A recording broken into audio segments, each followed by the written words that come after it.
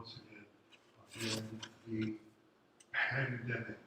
We're grateful to our God for his faithfulness to us, allowing us to come together in this format and to share God's truth with you and to spend time fellowshipping with one another this way. 10 years ago, in fact, last year this time, none of us would have even imagined that we would be doing this. Yet here we are, and God has been marvelous in providing for us what we need specifically to get his will done. So we're grateful to our God. All of you are sharing with us, whether it be on Facebook or on our YouTube channel or here on our church's website. We praise God for each and every one of you. And we want you to know that we're praying for you and trusting God for your health and your well-being during this very difficult season. Our God has not forgotten us, and he is in fact working on our behalf. We trust him to do his work, and we are now going to submit ourselves to his will. Now, we want to encourage you today, pardon me, to get your Bibles, the notepad, same format that we shared last week, the last couple of weeks, in fact. We're going to continue our study of the book of Habakkuk today. We're looking forward to doing some great and some wonderful things in our midst. So let's begin to have members of our fellowship here, a few people have gathered today, spaced out, and thank the Lord for watching.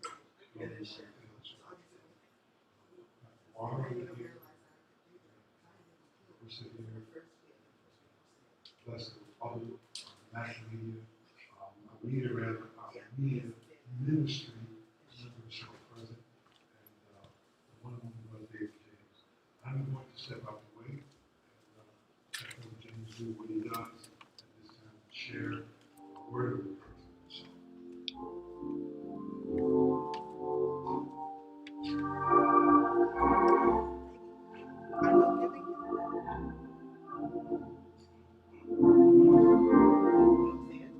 Praise him, praise him, praise him,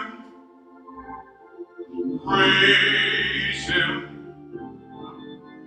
Jesus, blessed Savior, he's worthy to be praised. Oh, praise him, praise him, praise him, praise him. Jesus, blessed Savior, he's worthy to be praised.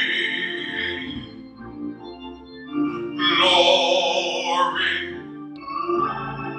glory, in all things, give him glory.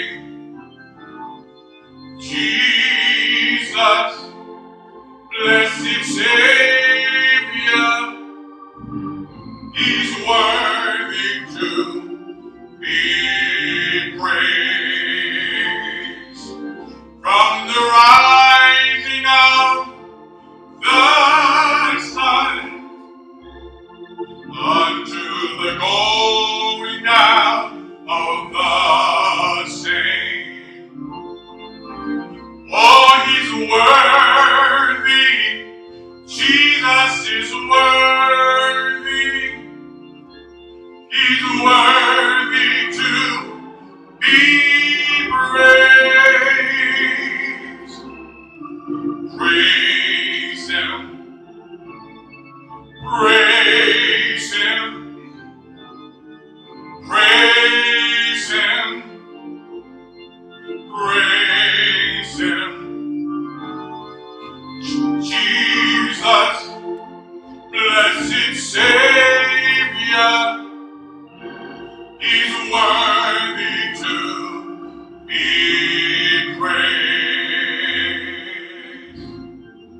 My hallelujah belongs to you. My hallelujah belongs to you. My hallelujah belongs to you. My hallelujah belongs to you. You deserve it. You deserve it. You deserve it. You deserve it. You deserve it. You deserve it. You deserve it. You deserve it. My hallelujah belongs to you. My hallelujah belongs to you. My hallelujah belongs to you. My hallelujah belongs to you.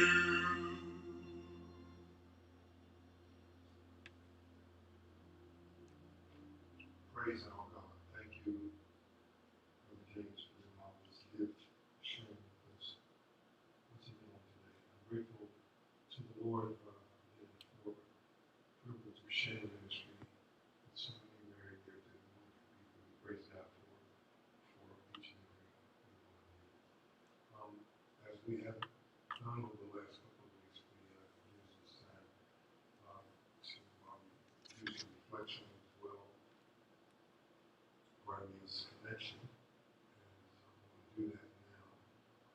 Praise God for those persons who are part of our fellowship who have gone through this season, who have contracted the virus and moved through that and successfully come through it, and they're on the other side of it now. We praise God for those of you who have that testimony. But we also need to know that we are aware that there are others in our fellowship who have lost members of their family to this virus, and we are reaching out once again to you and praying for you. We know that we are standing with you during this very, very hard time. We received word last week that our beloved Deaconess Meadows lost her uncle. We want to be prayerful for the Meadows family as they go through this, as well as our beloved brother Glenn Mitchell lost his brother. And we want to undergird both the Meadows family and the entire Mitchell family with our prayers and holding them up during this time. And then there are others who have lost members of their family, not necessarily connected to the virus. And we want you to know that we're praying for you and keeping you in our prayers as well. We remember again the family of Sister Alice Davis and the family of our own beloved Sister Bertha Ellis and others. We want you to know that we are holding you up in our prayers. And then those who are sick in our fellowship, Sister Children, Sister Cobbs, and then all the others. We remember you today in our prayers who are there. We would also ask you to be mindful today to keep Bishop Winfred Pittman in your prayers as he's moving through an illness there. We want to hold him up. We want to spend some time praying for him. And we want to be prayerful for our beloved brother Bishop Lionel Harvey, his mother and family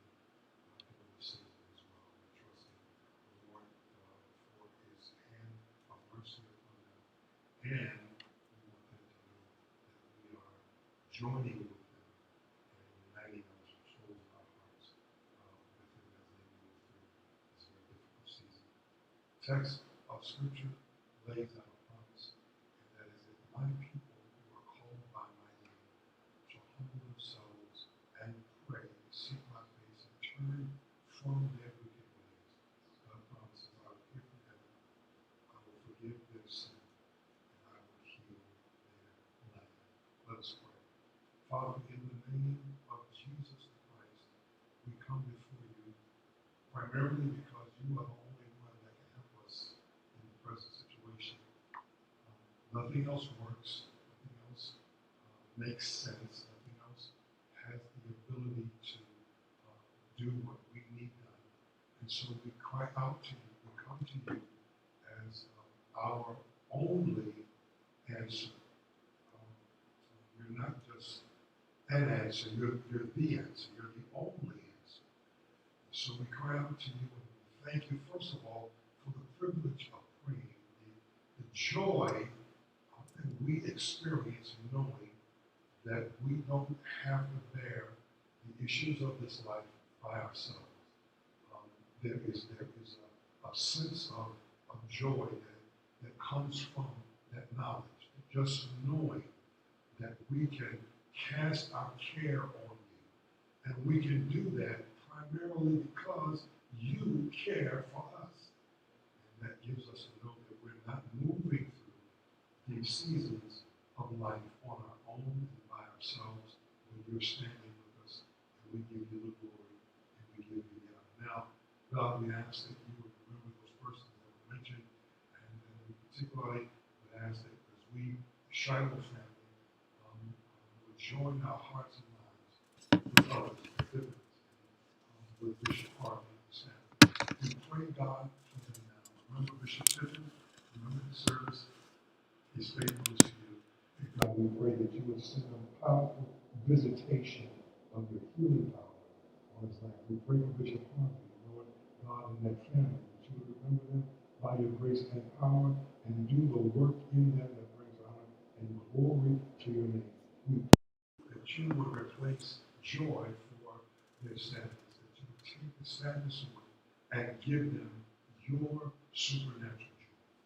And we ask you these things, God, in the name of your Son, the risen Lord of the universe, Jesus the Christ, who took victory from the grave and took the sting from death and gave us life. We love you and appreciate you. In Jesus' name, amen.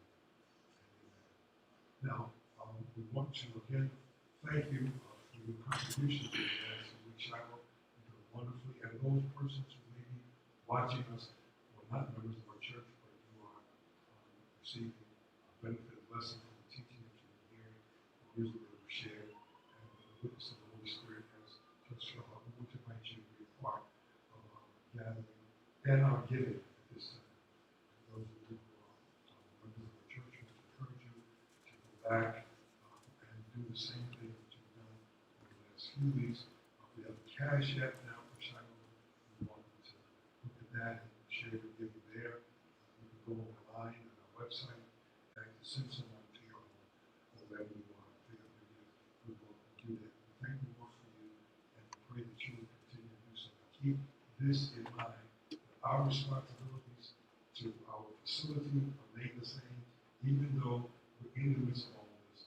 There are bills and responsibilities that we have, and we still have to meet those needs. So please give us, Lord, as best you give. And my prayer for you is that you would be blessed beyond measure, 30, 40, 60, 100-fold. That God would show up in your life in ways that will blow your mind during this very difficult time, and that He will return to you what you did. Please be a blessing to us over the course of this week. We need your support. Praying and asking God to touch our hearts to do so. Amen. James, bless you.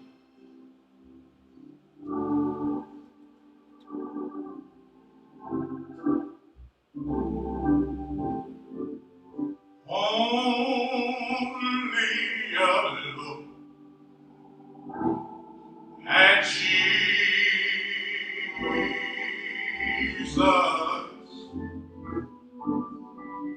Oh, so bowed down with care. Oh, he has promised to defend thee.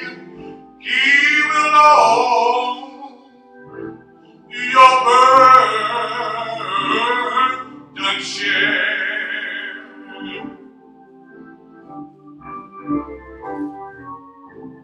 Only a look at Jesus.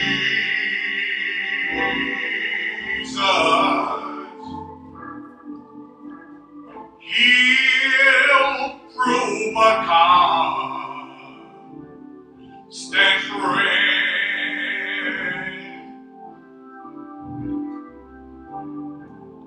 He will bring you peace and comfort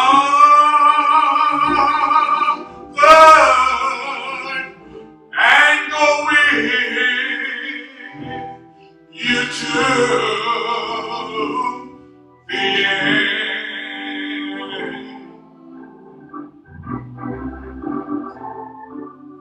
Only a look at Jesus.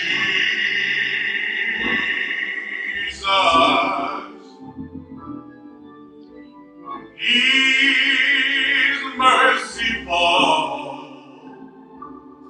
and true.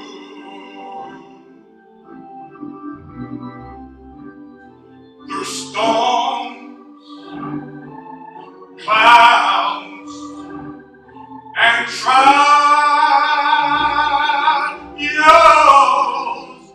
he will lead you safely through. Oh, only I look, only I look. Turn ye away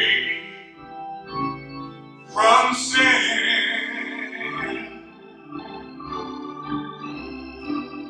A look will give salvation,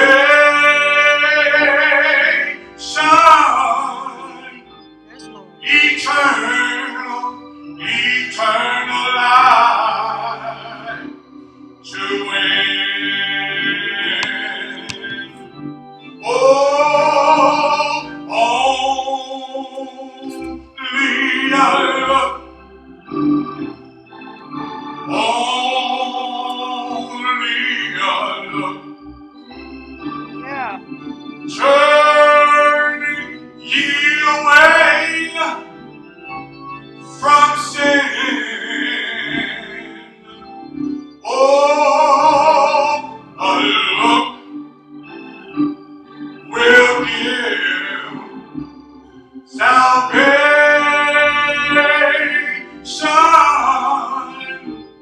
eternal life to win.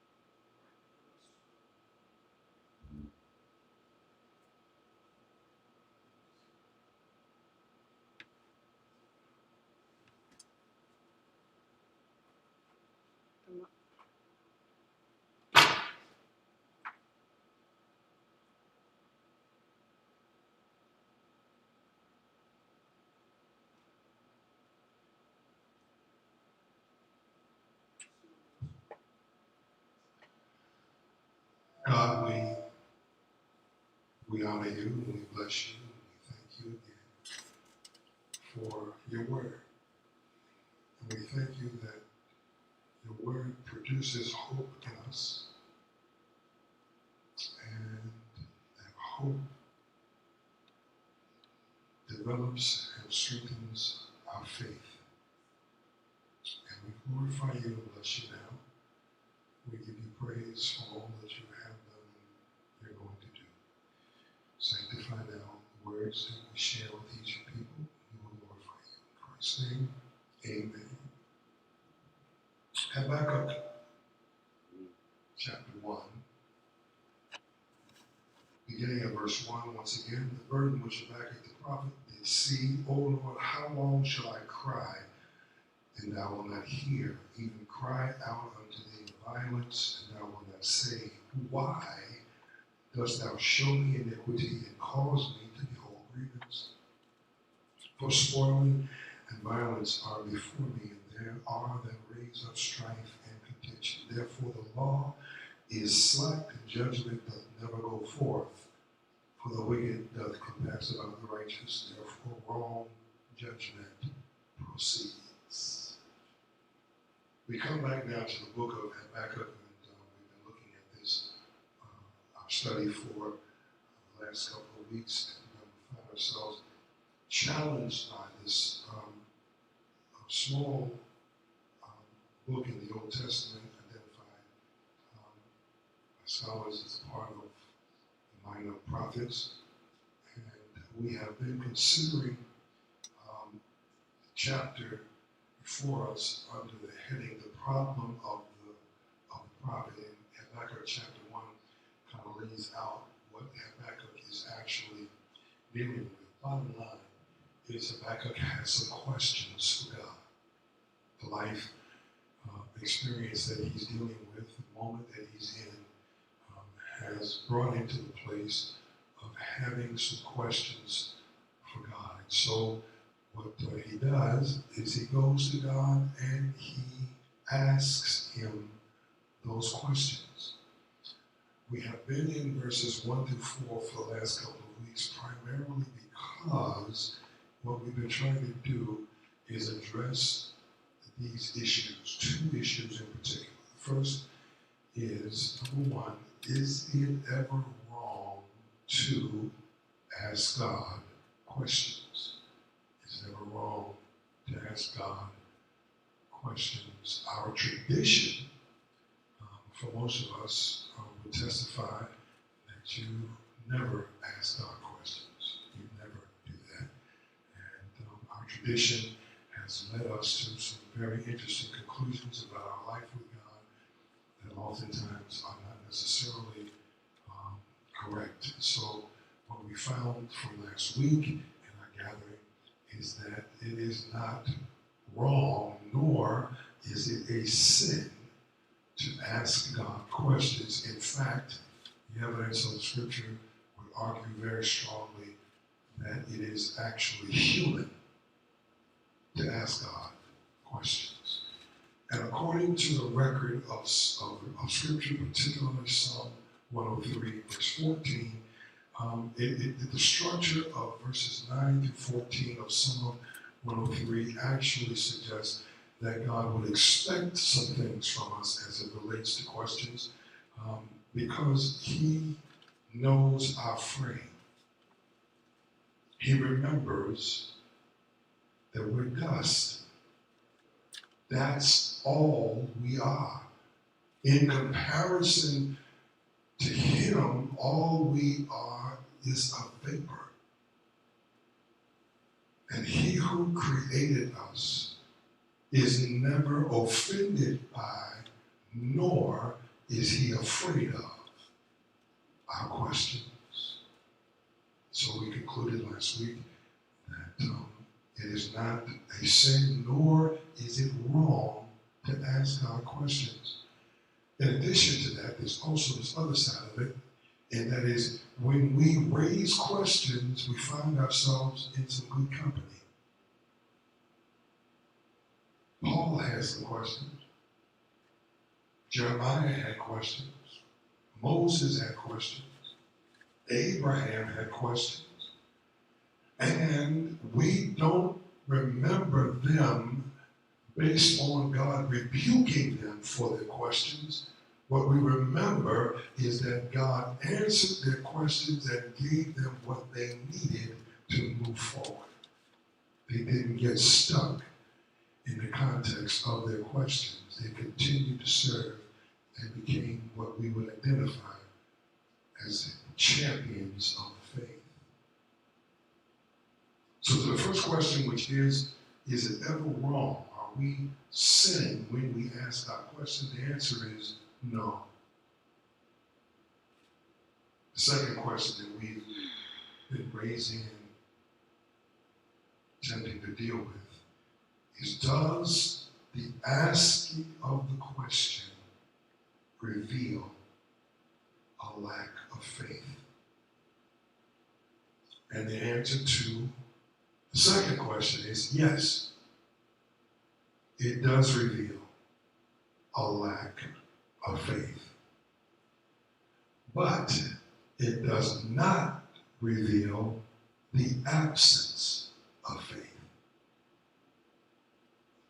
And there is a distinction that we need to make in dealing with this situation. And it goes back to the story that we shared with you last time.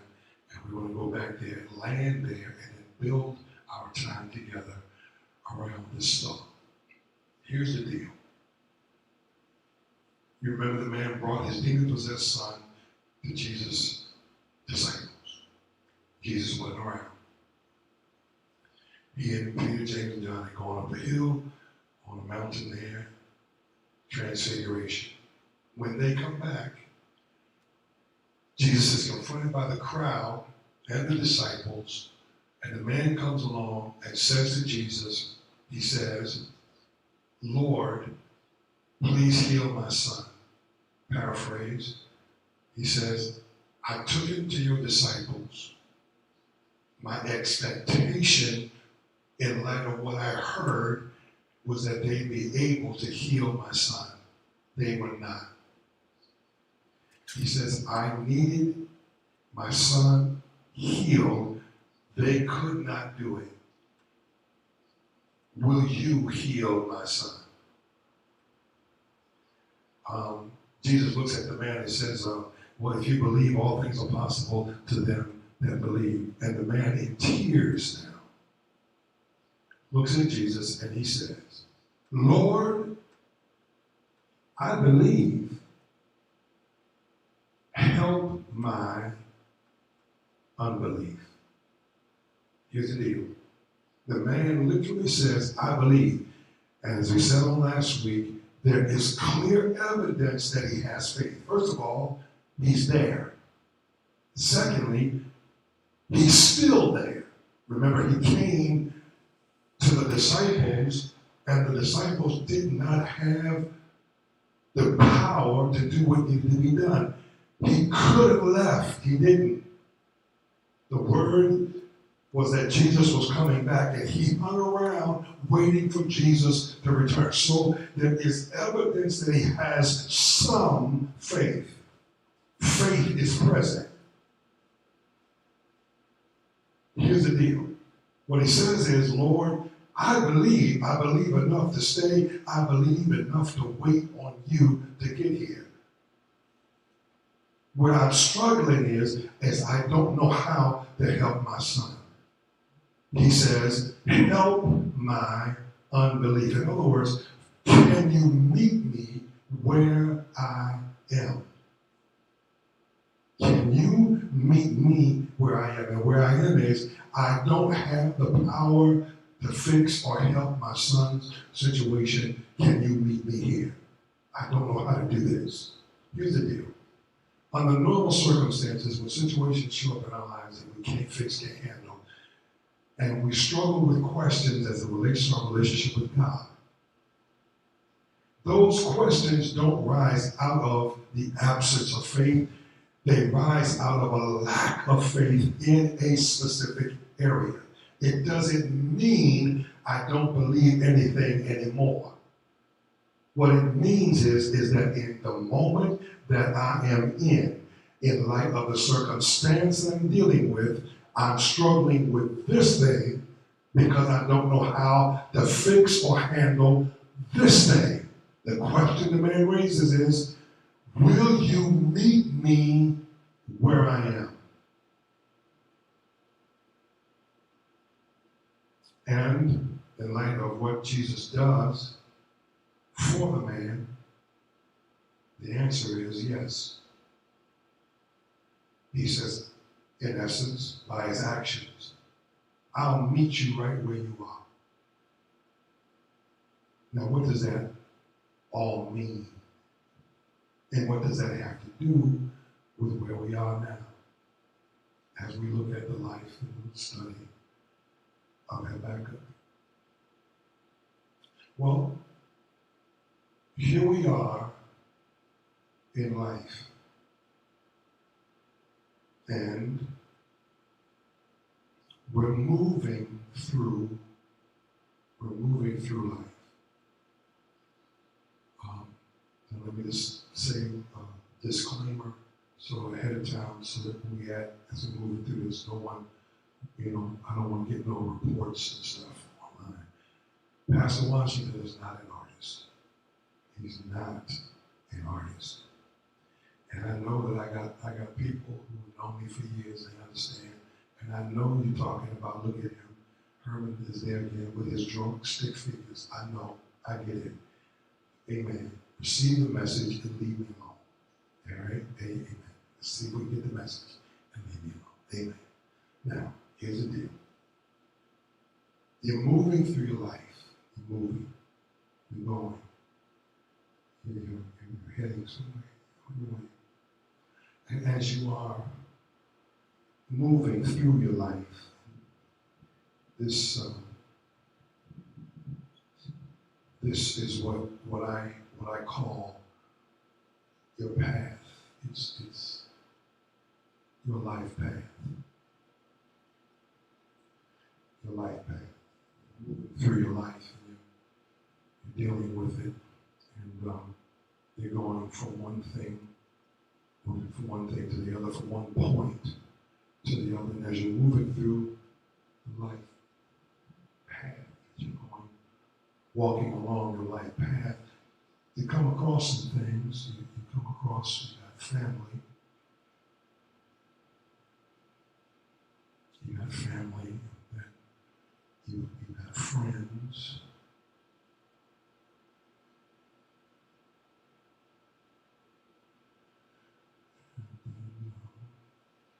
As you're dealing with your life path, you're moving along, you have to come to terms with your finances.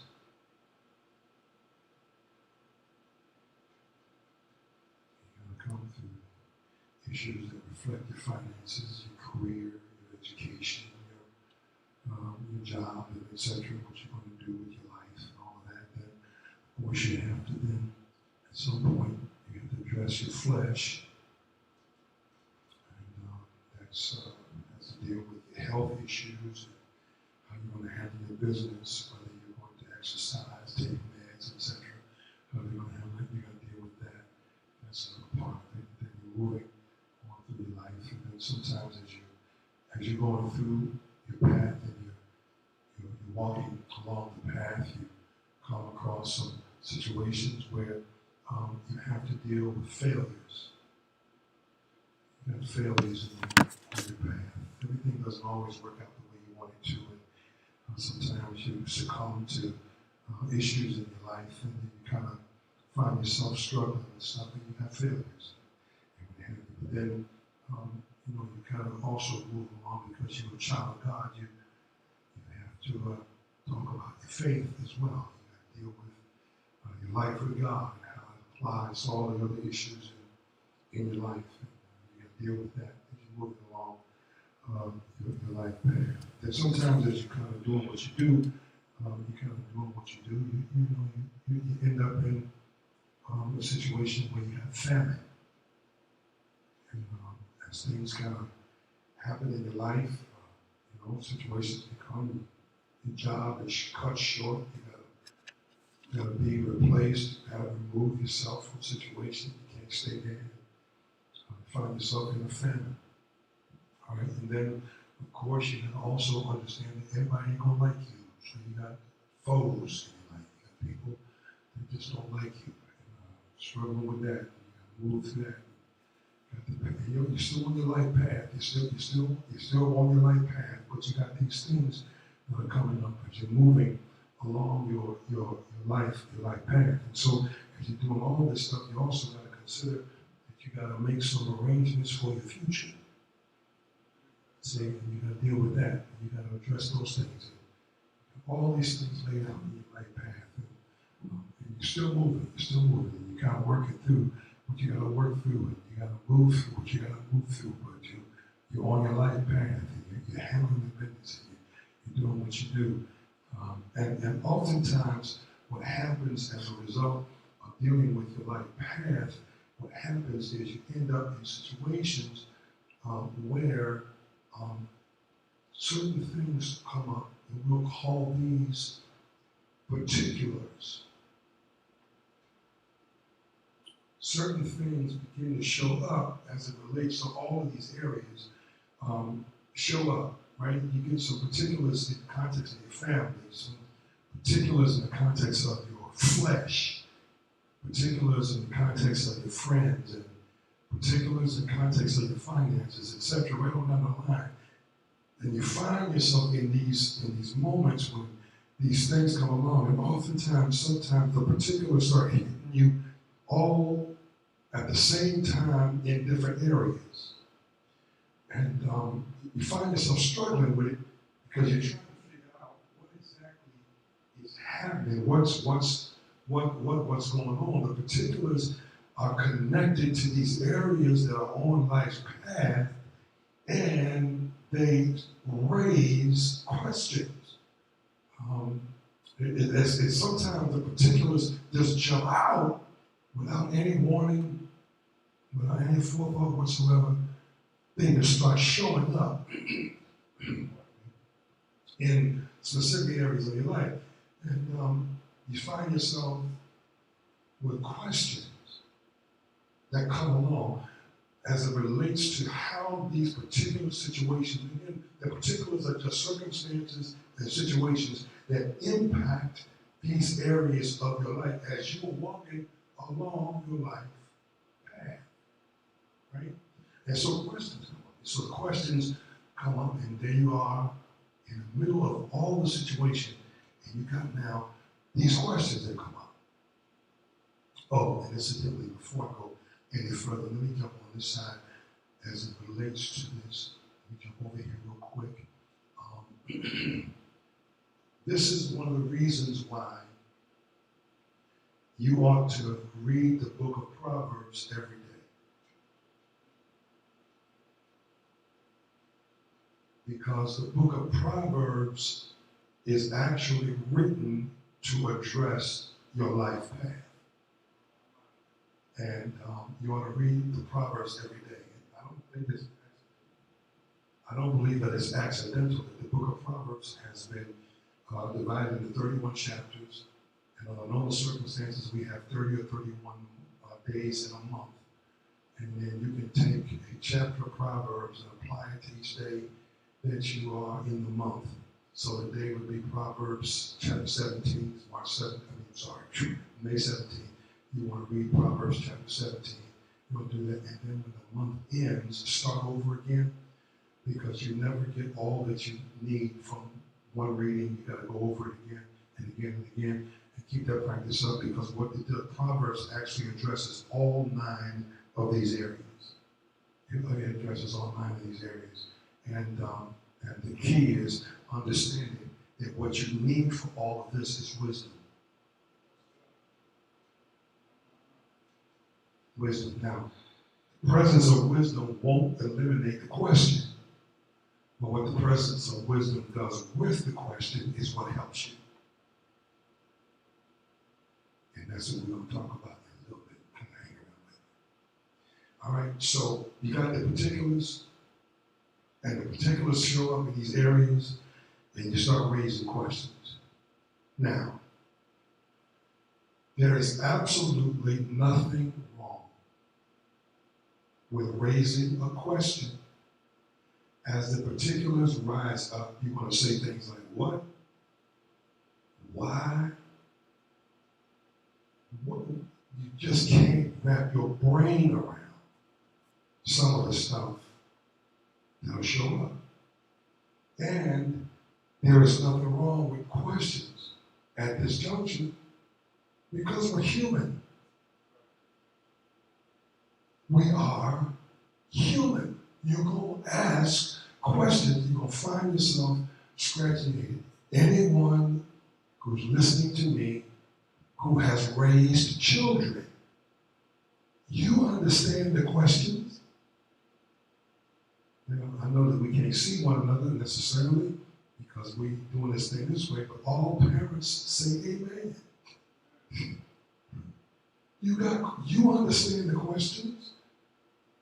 Stuff comes from out of nowhere. And you raise the question because you don't know, you don't understand. And you do it because you're human. There is absolutely nothing wrong with raising the question in the moment that you're in. Nothing wrong with that. The problem starts when you raise the question and expect the particulars to give you the answer. The moment that you raise the question, you're okay. But when you raise the question and expect the thing that you're going through to give you the answer, that's when you have a problem. Because the particulars are not equipped to answer our questions.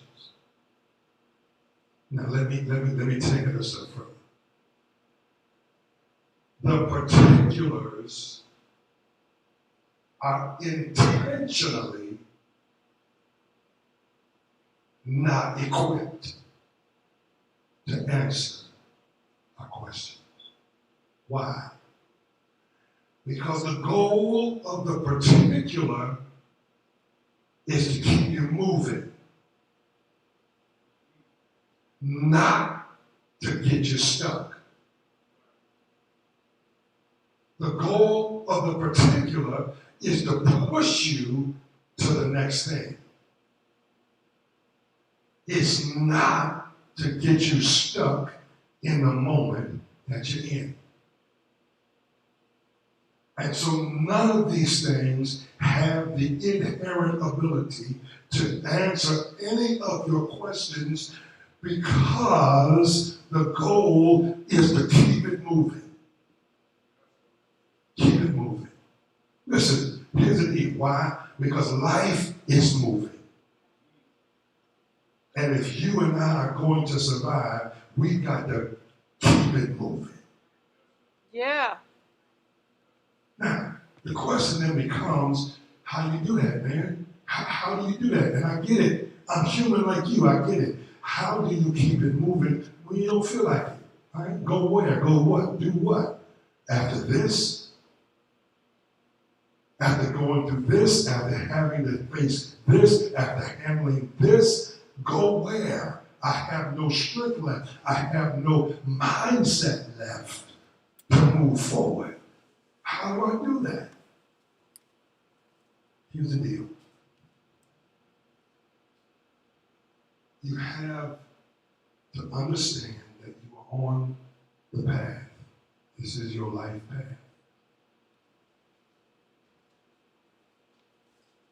But if you are born again and you're listening to my voice, you also know something. And that is that you have a life purpose.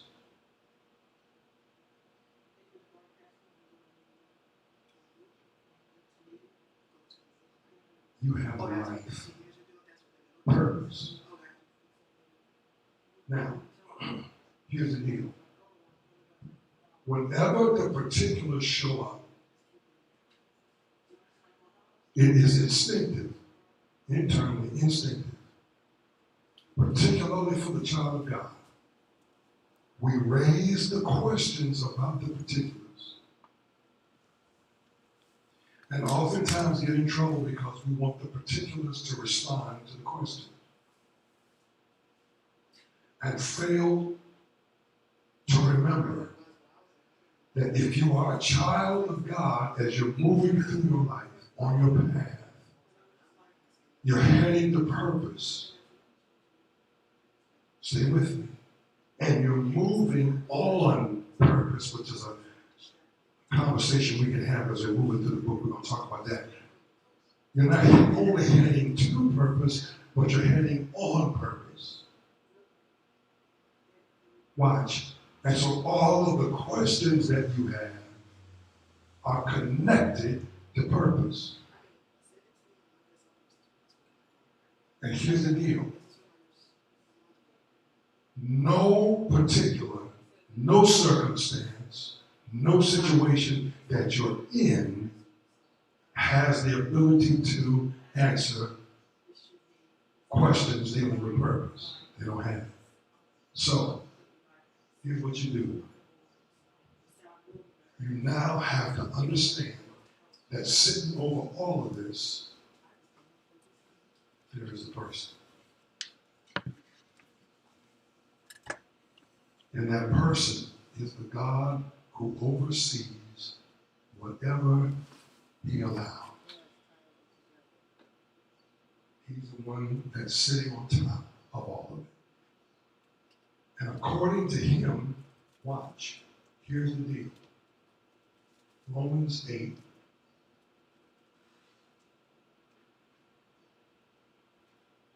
and 29. Here's what he says. And we know that all things work together for good to them who love God and are called according to his purpose. Now, what does that mean? I'm glad you asked. What it means, beloved, is that God has a purpose in mind. And what he's doing is he is using everything on your life path to bring that purpose to pass. As you're moving on your life path, P-A-T-H, God is using everything that includes everything here under the path. He's using everything to bring his purpose to pass, P-A-S-S. He's bringing his purpose to pass. Now, what is his purpose? It's in verse 29. And that is this. He says, whom he did foreknow, then he did predestinate, predetermine, to be conformed to the image of his son. What's the point? As you're moving along your life path, God is using everything along the path to shape you into the image of his son. And whatever it takes to make you in the image of his son, that is exactly what he's going to do. Whatever it takes. Now the imagery is important here because God is actually the one that's doing the molding. He's the craftsman. You're the clay. He's got you on his wheel, and he's working on shaping you and I into the image of his son. Now here's the imagery. He never takes his eye off his son. But he also never takes his hands off you. Because he knows what he's after, and that's Jesus. And whatever it takes to make you and I like him, that's exactly what he does. That's the purpose. So listen, he's not only leading us to purpose, but he's leading us on purpose. And as we move down the path, whether it's up, down, in, out, mountain, high, valley, low, whatever the situation is, God is at work shaping us into his son. Now, how much time I got? Am I okay on time? Mm-hmm. All right, here we go. Now, here's the deal. When we come to this issue, what God is doing in light of this whole dynamic that we talked about, here's the deal. God is working, he's overseeing, he's working, literally working, right, to clarify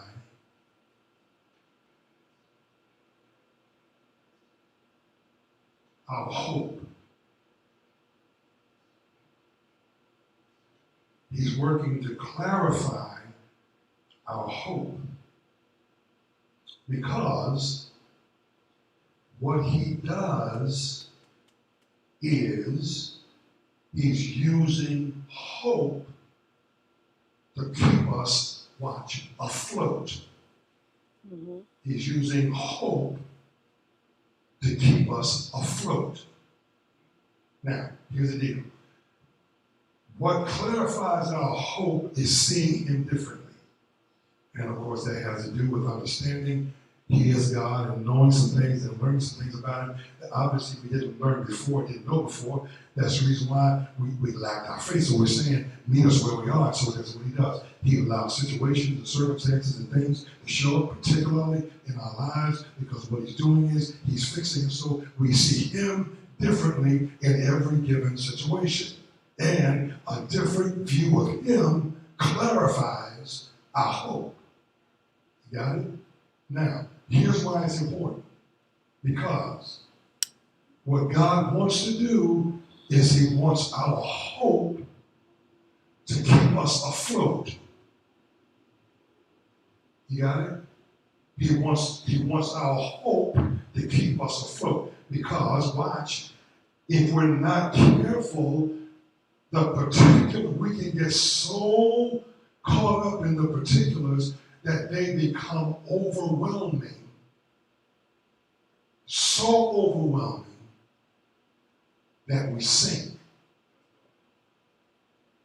What hope does is hope counteracts the sinking motion.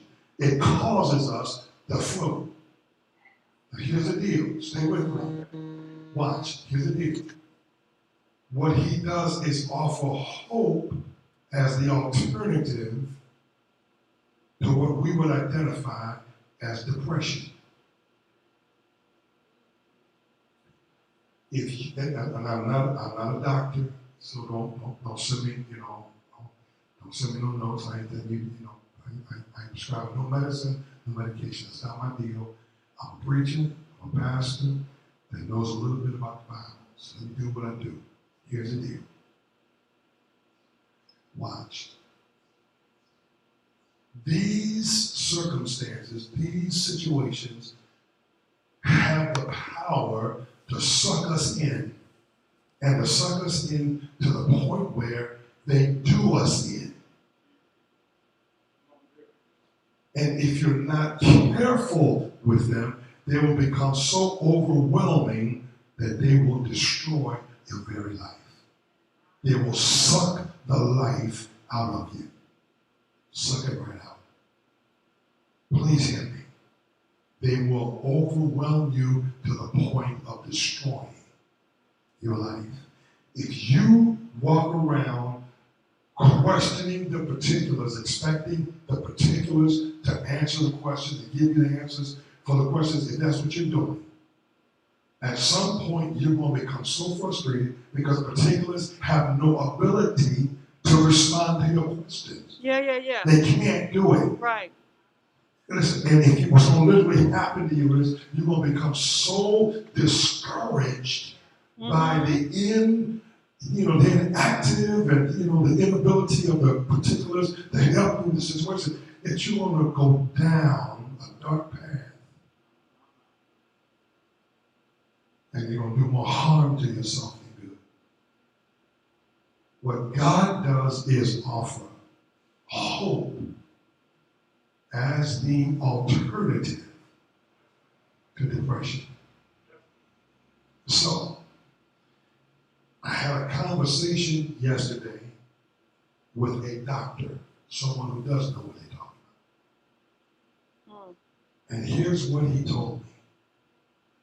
He said that there is scientific and clinical evidence that there is a direct connection between the absence of hope and the presence of depression. People who are depressed more often than not have an issue with hopelessness, feelings of hopelessness. And there's evidence for that. We good? All right. There's evidence for that. He then took it a step further. And he said that there's further evidence that suggests that it's a genetic issue. Meaning that if the mother and father are depressed, the children are going to be depressed. And if that's not corrected, the children's children are going to be depressed. And before you know it, you got a generational curse. And there's evidence for that.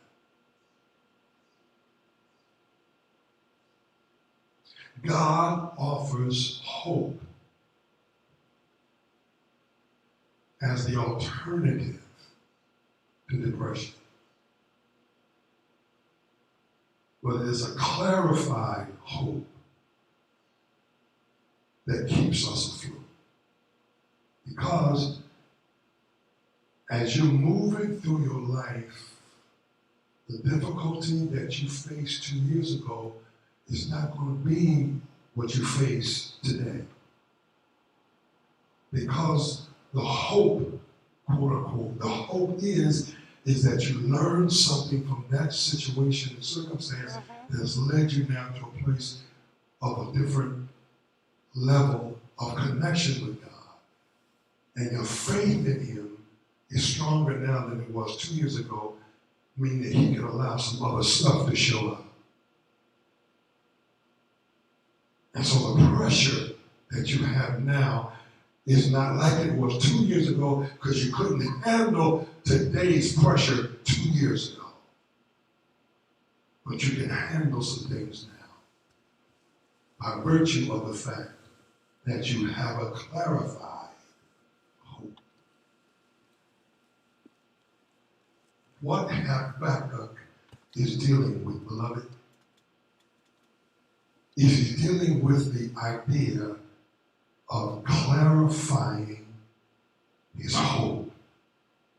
God wants to fix it so that Habakkuk moves into another realm of relationship and dealings with him by seeing him differently.